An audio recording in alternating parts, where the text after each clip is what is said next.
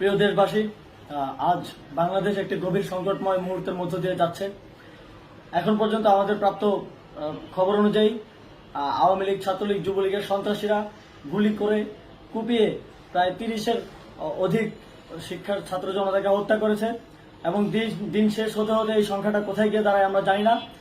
এরই প্রেক্ষিতে আমরা একটি সিদ্ধান্ত নিয়েছি। আমাদের একটি জরুরি সিদ্ধান্ত মোতাবেক আমাদের যে 6 তারিখের যে লং মার্চ টু ঢাকা কর্মসূচি ছিল সেটাকে আমরা একদিন এগিয়ে নিয়ে এসেছি, অর্থাৎ আগামীকাল 5ই অগস্ট সারা দেশের মুক্তিকামী জনতাকে ঢাকার উদ্দেশ্যে রওনা হওয়ার জন্য আমরা আহ্বান জানাচ্ছি।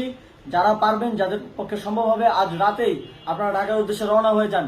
আমরা আগামীকাল সারা দেশের মুক্তিকামী জনতাকে ঢাকায় আসার আহ্বান জানাচ্ছি। বিশেষ করে ঢাকার আশেপাশের যে জেলাগুলো আছে, আপনারা দায়িত্ব নিয়ে মসজিদের মাইকে ঘোষণা দিয়ে যাদেরকে পাবেন সবাইকে নিয়ে ঢাকার উদ্দেশ্যে রওনা হন। এই লড়াই আমাদের জন্য একটি চূড়ান্ত লড়াই।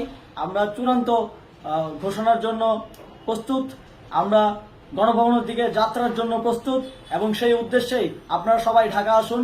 আমরা আপনাদের সবাইকে নিয়ে আমাদের চূড়ান্ত দাবি আদায়ে এগিয়ে যাব। আমি জানি না সমন্বয়করা আজকে রাতে বেঁচে থাকতে পারবে কিনা, কিন্তু আপনাদের উপর আমরা এই দায়িত্ব দিচ্ছি। আপনারা সবাই নিজ দায়িত্বে ঢাকায় আসবেন আগামীকাল এবং পরশু পরিস্থিতি বিবেচনা করে পরশু গণভবনের দিকে 4 দিক থেকে আমরা রওনা হব।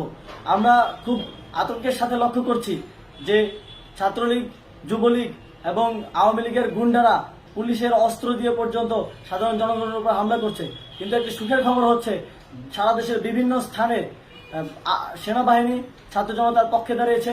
আবার কিছু কিছু জায়গায় যেমন মিরপুর ও মোহাম্মদপুরে সেনাবাহিনী ছাত্র জনতার বিপক্ষে দাঁড়িয়ে গুলি চালাচ্ছে। আমরা সেনাবাহিনীর প্রতি আহ্বান জানাতে চাই, আপনারা এদেশের নাগরিক এবং আপনারা এদেশের নিরাপত্তার দায়িত্বে আছেন, এদেশের জনগণের যানবাহনের নিরাপত্তার দায়িত্বে আছেন। আপনারা দেশের পক্ষে এবং দেশের জনগণের জন্য কাজ করবেন। কোনো খুনি সরকারের জন্য, কোনো খুনি রাজনৈতিক দলের জন্য কাজ করবেন না। এটি এদেশের জনগণ আপনাদের থেকে প্রত্যাশা করে।